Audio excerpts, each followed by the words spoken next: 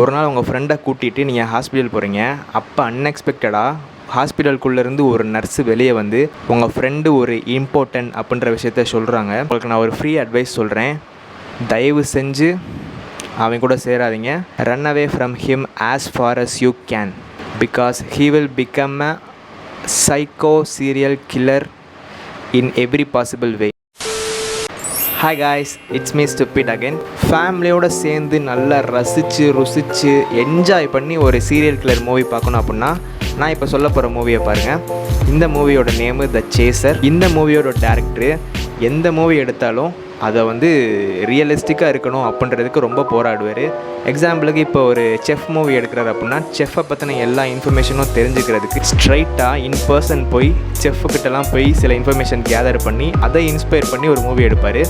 அதே மாதிரி டாக்டர் சம்மந்தமாக ஒரு மூவி எடுக்கிறாருன்னா டாக்டர்ஸ்கிட்ட போய் இன் பர்சன் மீட் பண்ணி என்ன விஷயம் ஏது எல்லாத்தையும் தெரிஞ்சுக்கிட்டு ஒரு மூவி எடுப்பார்.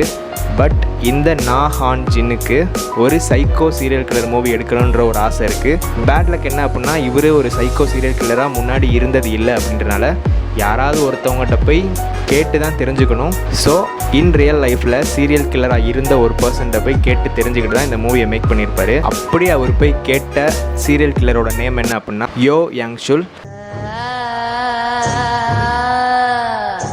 2004 சவுத் கொரியாவில் இருக்க சியோவில் இந்த சீரியல் கில்லர் வந்து கிட்டத்தட்ட 21 பேரை கொண்டிருக்கான் அப்படின்றத வந்து ரிப்போர்ட் பண்ணியிருக்காங்க. அந்த சீரியல் கில்லரை கோர்ட்டில் ஆஜர் பண்ணி போலீஸ்லாம் எவிடன்ஸ் காட்டிக்கிட்டு இருக்கப்ப அந்த சீரியல் கில்லர் சிரிச்சுக்கிட்டே நான் வந்து 21 பேரை கொல்லலை 26 பேரை கொண்டிருக்கேன் அப்படின்ற மாதிரி சொல்லிட்டு, பட் போலீஸ்கிட்ட வந்து அந்த பேலன்ஸ் இருந்த 5 பேரோட எவிடன்ஸ் இல்லைன்றனால இவன் 21 பேரை கொண்டான்னு தான் இவனை வந்து ஜெயிலில் போடுறாங்க. நான் தான் 5 பேரை கொண்டிருக்கேன்னு சொல்லியும் நீங்கள் என்னைய 21 பேர் தான் மென்ஷன் பண்ணியிருக்கீங்கன்னு சொல்லிட்டு எல்லாரையும் பார்த்து நக்கலாக சிரிக்கிறான்.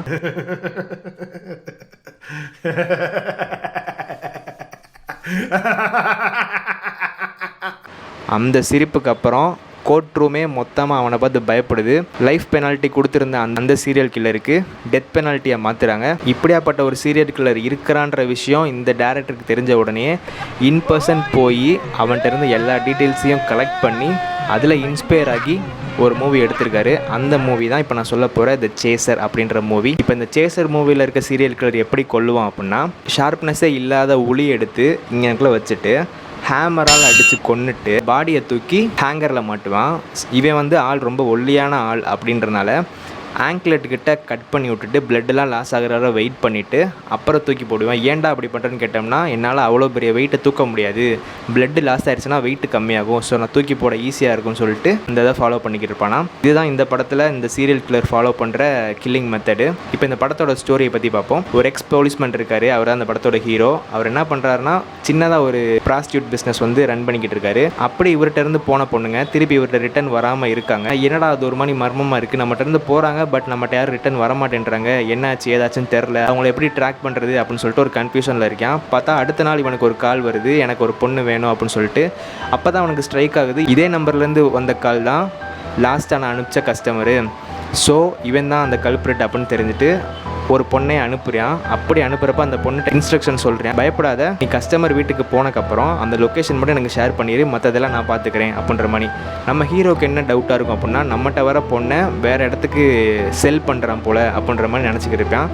பட் இவன் சீரியல் கில்லர் அப்படின்ற விஷயம் நம்ம ஹீரோக்கு தெரிஞ்சிருக்காது. அட்லாஸ்ட் சீரியல் கில்லர் வீட்டுக்கு அந்த பொண்ணும் போயிடும். அந்த பொண்ணு அங்கே மெசேஜ் சென்ட் பண்ணுறதுக்கு ட்ரை பண்ணோம், பட் வந்து நெட்வொர்க் கிடைக்காது. ஸோ எப்பயும் போல் சீரியல் கில்லர் அவன் கொல்கிற வேலையை ஸ்டார்ட் பண்ணியிருப்பான். ஸ்டார்ட் பண்ணுறப்ப ஹேமர் எடுத்து அடிக்க வரப்போ காலிங் பெல் சவுண்டு கேட்கும். இந்த நேரத்தில் யாரா வந்தான்னு சொல்லிட்டு வெளியே வந்து பார்த்தா அவங்க அப்பாவுக்கு தெரிஞ்ச 2 பேர் வந்திருப்பாங்க. வந்து அவங்க அப்பாவை பற்றி விசாரிப்பாங்க. இவன் அப்போலாம் எனக்கு யாரும் தெரியாதுன்னு சொல்லிட்டு புள்ள போயிடுவான். அப்புறம் தான் யோசிப்பான், சப்போஸ் இந்த விஷயத்தில் நம்ம அவங்ககிட்ட ரூடாக பேசியிருக்கோம், ஸோ இது வந்து நமக்கு எதுவும் பேக் ஃபயர் ஆயிருமோ அப்படின்னு சொல்லிட்டு அவங்க வீட்டுக்குள்ளே கூப்பிட்டு பேசுவோன்னு சொல்லிட்டு கூப்பிட்டு வந்திருப்பான். பட் பேச ஸ்டார்ட் பண்ணுறதுக்கு முன்னாடி அவங்களையும் ஹேமர் வச்சு அடிச்சு கொண்டுருவான். சரி ஓகே, இவங்களை கொண்டுட்டோம், நம்ம புதைச்சிருவோம்.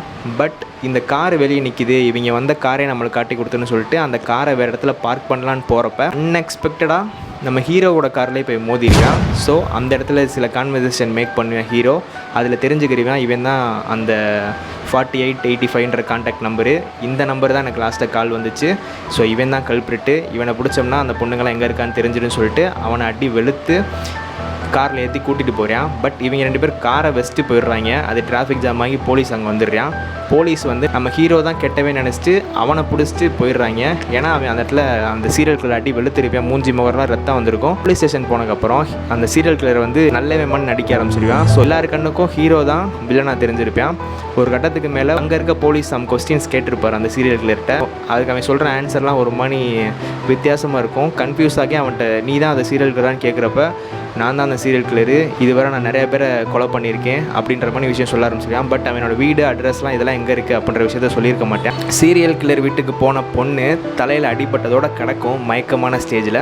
நம்ம ஹீரோ வந்து ஆல்ரெடி ஒரு எக்ஸ் போலீஸ்மேன் அப்படின்றனால அவனோட ஃப்ரெண்டோட இன்ஃப்ளூயன்ஸ் மூலிமா அங்கேருந்து வெளியே போக அப்படின்ற மாதிரி நடந்துக்கிட்டு இருக்கும். பட் இந்த சீரியல் கில்லர் வந்து போலீஸ் கஸ்டடியில் தான் வச்சுருப்பாங்க. இவனுக்கு வந்து அந்த பொண்ணு எங்கே இருக்குது அப்படின்ற விஷயம் தெரிஞ்சே ஆகணும். ஏன்னா அந்த இவன் அனுப்பிச்ச பொண்ணுக்கு ஒரு மகன் இருக்குது. அந்த பொண்ணுக்காகவாது இவங்க அம்மாவை நம்ம கண்டுபிடிச்சி கொடுக்கணும்னு சொல்லிட்டு எந்த இடத்துல அவங்க அம்மா வச்சுருக்கான்னு தெரியாமல் தேடிக்கிட்டே இருப்பான். ஹீரோவால் கடைசி வரை அந்த பொண்ணோட அம்மா எங்கே இருக்கான்னு கண்டுபிடிக்க முடியாது. அந்த சீரியல் கில்லரை வந்து எந்த ப்ரூஃப்மே இல்லாமல் இவங்க பிடிச்சி ஜெயிலில் வச்சுருக்க முடியாது. விடிகிறதுக்குள்ளே கண்டுபிடிக்கணும் அப்படின்னு சொல்லிட்டு மொத்த போலீஸ் டீமுமே சேர்ந்து எங்கெங்கே இவன் புதைச்சி வச்சுருக்கான் அப்படின்னு சொல்லிட்டு தேடிக்கிட்டு இருக்காங்க. அந்த சீரியல் கில்லரும் ஒவ்வொரு இடமா சொல்லிக்கிட்டு இருக்கான். எதனாலனா இவங்களை சுத்த விட்றதுக்காண்டி. பட் ஹீரோக்கு தெரியுது இவன் நம்மளை சுத்த தான் விட்றான். ஸோ நம்ம வேறு விதமாக தான் இதை ட்ரீட் பண்ணணும்னு சொல்லிட்டு போலீஸ் ஒன் சைடு தேடுறாங்க, நம்ம ஹீரோ ஒன் சைடு தேடிக்கிட்டு இருக்கான். ஒரு கட்டத்துக்கு மேலே விடிஞ்சிரும். ஸோ வந்து இவனை நம்ம இப்போ வச்சுருக்க முடியாது. ஆஸ் பர் ரூல் படி அவனை இப்போ நம்ம கஸ்டடியில் வச்சுருக்க முடியாது. ஸோ அவனை வெளியே விட்டு தான் ஆகணும்னு சொல்லிட்டு வெளியே விட்டுருவாங்க. அவன் அப்போ கிளம்பி இவன் வீட்டுக்கு போகலான்னு வரப்போ அந்த சீரியல் கில்லர் அடித்து போட்டிருப்பான்ல, அந்த பொண்ணுக்கு மயக்கம் தெரிஞ்சு அது அந்த வீட்டை விட்டு தப்பிச்சு பக்கத்தில் இருக்க ஒரு கடைக்கு வந்திருக்கும். அன்எக்ஸ்பெக்டடாக சீரியல் கில்லரும் அந்த கடைக்கு வந்திருப்பான். அப்போ அந்த கடைக்கார அம்மா சொல்லுவாங்க, இந்த ஏரியாவில் வந்து ஒரு சீரியல் கில்லர் இருக்கானா, தயவு செஞ்சு நீ போயிடாத, எனக்கு ஹெல்ப் பண்ணுட்டு அந்த சீரியல் கில்லர்கிட்டே அந்த அம்மா ஹெல்ப் கேட்டிருக்கோம். இவன் இதான் சாக்குன்னு சொல்லிட்டு அவளையும் அடித்து கொண்டுட்டு அந்த பொண்ணோட அம்மாவையும் அடித்து கொன்றுவான். கொன்று முடிச்சக்கப்புறம் தான் தெரியும் நம்ம வந்து ஒரு பெரிய தப்பு பண்ணிட்டோம், நம்ம வந்து அவனை ஃபாலோ பண்ணியிருக்கணும் அப்படின்ற மாதிரி அந்த போலீஸ் டிபார்ட்மெண்ட்டே ரொம்ப கில்ட்டியாக ஃபீல் பண்ணிக்கிட்டு இருப்பாங்க. நம்ம ஹீரோக்கு வந்து கில்ட்டியான ஒரு ஃபீல் வருது. அச்சோ நம்ம கொஞ்சம் சுதாரித்து இந்த போலீஸ் சொல்கிறதெல்லாம் கேட்காம நம்ம இவனை ஃபாலோ பண்ணி எதாவது பண்ணியிருந்தோம்னா இந்நேரம் அந்த பொண்ணோட அம்மா இறந்துருக்காதுன்னு சொல்லிட்டு அந்த கில்ட்டினஸோட உச்சத்தில் போயிட்டு எதுக்கு இருக்கும் அப்படின்னு தெரியாமல் ரேண்டமாக சுற்றிக்கிட்டு இருப்பேன். அப்போ ஒரு தடவை அவனுக்கு ஒரு ஞாபகம் வரும். அந்த சீரியல் கில்லரோட கார்லேருந்து ஒரு சாவி கிடச்சிருக்கும். அந்த சாவியை வச்சு யதார்த்தமாக ஒரு வீட்டில் போய் நின்று இந்த வீடை செக் பண்ணி பார்ப்போம் அப்படின்னு சொல்லிட்டு எதுக்கு தோணியிருக்கும் தெரியாது. சாவியை வச்சு ட்ரை பண்ணுவேன் அந்த வீட்டை ஓப்பன் பண்ணுறதுக்கு. பார்த்தா ஒரு கீ வந்து அந்த டோரை ஓப்பன் பண்ணி விட்டுரும். ஸோ இந்த வீடாக கூட இருக்கலாம் அப்படின்னு சொல்லிட்டு ஹீரோ உள்ள என்ட்ராகி போவேன். எகுத்தாப்பில் அந்த சீரியல் கில்லர் கோட் சூட்லாம் போட்டு எங்கேயோ வெளியே கிளம்புற மாதிரி கிளம்பி இவனுக்கு ஆப்போசிட்டில் வந்து நிற்பான். நீ இங்கே தான் இருக்கியா, இதான் உன்னோட வீடு அப்படின்ற விஷயம் தெரிஞ்சக்கப்புறம் இந்த கடுப்பு, பழைய கடுப்பு, அவங்க அம்மாவை கொன்ன கடுப்பு எல்லாத்தையும் சேர்த்து ஹீரோ சீரியல் கில்லர் அட்டி வெளுத்து சாகிற அளவுக்கு அடிச்சிருவான். இங்கே இவங்க சண்டை போட்டுக்கிறப்ப அந்த போலீஸ் எங்கள் மொத்தமாக கிளம்பி அந்த சீரியல் கில்லர் வீட்டுக்கு வந்துடுவாங்க. நீ என்னடா இங்கே பண்ணுற அப்படின்னு சொல்லிட்டு அவனை அங்கேருந்து அடித்து கூட்டிகிட்டு போயிடுவாங்க. அந்த சீரியல் கில்லர் வீடு இதுதான் தெரிஞ்சக்கப்புறம் வீட்டை ஃபுல்லாக தேடி பார்ப்பாங்க. அவன் வந்து 9 பேர் இல்லை 12 பேரை கொண்டிருப்பான். அந்த 12 டெட் பாடியும் எடுப்பாங்க. ஸோ இப்போ சீரியல் கில்லரை பிடிச்சிட்டாங்க. நம்ம ஹீரோ அங்கேருந்து கிளம்பி ஹாஸ்பிட்டல் போவேன். ஹாஸ்பிட்டலில் அந்த பாப்பா தூங்கிக்கிட்டு இருந்திருக்கும். இவனுக்கு எப்படி இவங்க அம்மா இறந்துட்டாங்கன்ற விஷயத்த பாப்பாட்ட கன்வே பண்ணுறதுன்னு தெரியாமல் முழிச்சிட்டு உட்காந்துருப்பான். அப்போ லாஸ்ட்டில் வந்து விண்டோவில் ஒரு ஃப்ரேம் வச்சு முடிப்பாங்க. அதோட படம் எண்ட் ஆகும். இதுதான் இந்த சேசர் படத்தோட ஸ்டோரி. இந்த படத்தில் முக்கியமான விஷயமே அந்த மியூசிக் தான். சீரியல் கில்லர் வந்து ஹீரோவை வந்து ஹிட் பண்ணுவான் காரில். அதுலேருந்து அந்த சேஸ் ஸ்டார்ட் ஆகும். கடைசி வரை அந்த சேஸிங் போய்கிட்டே இருக்கும். இது எண்ட் ஆச்சு அப்படின்ன மாதிரி கூட நமக்கு தெரியாது. ஏன்னா அந்த சீரியல் கில்லர் என்ன பண்ணியிருந்தாங்க, கொண்டுட்டாங்களா வச்சாங்களா எந்த விஷயத்தையும் சொல்லியிருக்க மாட்டாங்க. You can chase but you can't catch அப்படின்ற மாதிரி இந்த படத்தை முடிச்சிருப்பாங்க. ஃப்ரீயாக இருக்கப்போ ட்ரை பண்ணி பாருங்கள். எனக்கு இந்த சீரியல் கில்லர் படம் இந்த மாதிரி விஷயங்கள்லாம் பார்க்க பிடிக்கும் அப்படின்னா இந்த படத்தை நீங்கள் தாராளமாக ட்ரை பண்ணி பார்க்கலாம். நெக்ஸ்ட் வீடியோவில் பார்க்குறேன். Until then piece.